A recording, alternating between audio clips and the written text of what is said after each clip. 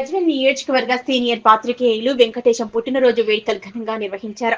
Congress party senior నాయకులు నంగునూరి సత్యనారాయణ వెంకటేష్ కు శాల్వా కప్పి జన్మదిన శుభాకాంక్షలు తెలిపారు.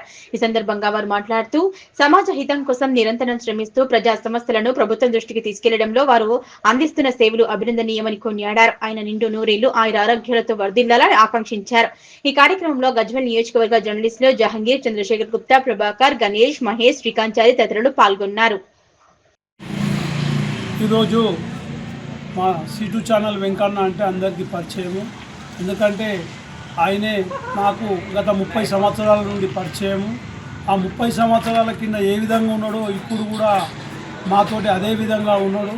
ఎంత పైకి ఎదిగినా కూడా మాతోటి చిన్నప్పటి మిత్రుల్లానే కలిసి ఉండడం చాలా ఆ వెంకన్నకే అది సాధ్యము.